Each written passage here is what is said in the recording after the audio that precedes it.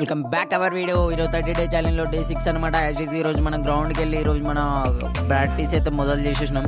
ఈరోజు ప్రాక్టీస్ చేసి 35 మినిట్స్ దాకా బౌలింగ్ ప్రాక్టీస్ చేసి ఇంటికి వచ్చేసి మన బ్రేక్ఫాస్ట్లో బనానా షేక్ తాగేసాం.